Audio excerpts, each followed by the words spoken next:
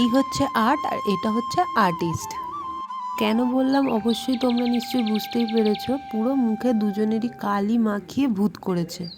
তো যাই হোক, আজ ছিল আমার দিদির বার্থডে। তো ওকে প্রথমে আমি পায়েস দিয়ে দিয়েছি, আর ও সবাইকে আগে পায়েস দিয়ে দিচ্ছিল। সবাই মিলে খেলাম পায়েস, ও আমাকেও খাইয়ে দিল। এবার কিন্তু হঠাৎ করে আমার সুদীপদা দেখি কেক নিয়ে এসছে, তো ওই জন্য সব পরিষ্কার টরিষ্কার করে যতটা পারো জোগাড় করে কেকটাকে রেখে কেক কাটার বন্দোবস্ত করা হচ্ছে, এদিকে সবাইকে ডাকা হচ্ছে। আর আমার মিঠি তো কেকটা দেখে ওর তো আর সহ্য হচ্ছিল না, ওই জন্য ওকে একটু খাইয়ে দিয়েছে ওর মা।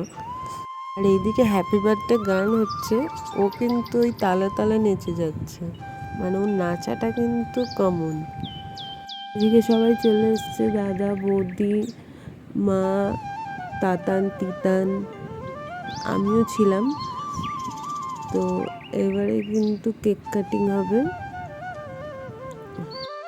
আর কেকটা দেখতে সত্যিই খুব সুন্দর হয়েছে, শুধুমাত্র আমি কেকটা খেতে পারলাম না, তো ওই জন্য আমি একটা অন্য কেক খেয়েছি। এটা যেহেতু ম্যাঙ্গো কেক, আমি তো খাবো না।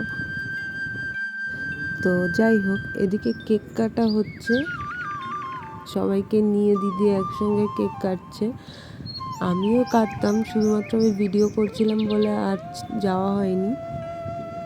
দিদি তো এই সারপ্রাইজটা পেয়ে সত্যিই খুব খুশি হয়ে গেছিলো আর অবাকও হয়ে গেছিলো। আর এবার কিন্তু আমার দিদি প্রথমে সবাইকে আস্তে আস্তে কেকটা খাইয়ে দিচ্ছে। বার্থডের সময় এরকম সারপ্রাইজ পেলে কার না ভালো লাগে, সবারই খুবই ভালো লাগে। দিদি এদিকে আমাকে কেকটা দিতে যাচ্ছিলো, তো আমি তো দিদিকে বললাম, দিদি আমি খাবো না, কারণ আমার তো খাওয়া নিষেধ এখন আপাতত। তো দিদি এমনি হাতে করে মিঠির জন্য একটা বাটারস্কচ কেক এনেছিল, তো সেইটা আর দিদি মিঠিকে দেয়নি, ওটা তাহলে আমিই খেয়ে নেব। আর সত্যি কথা, কেকটা সবাই বলছিল খুব ভালো লাগছিল খেতে, কাঁচা ম্যাঙ্গো ফ্লেভার।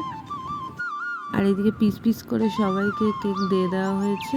আর এদিকে ভিডিওটা আমি এখানেই শেষ করলাম, কেমন লাগলো অবশ্যই জানাবেন। টাটা।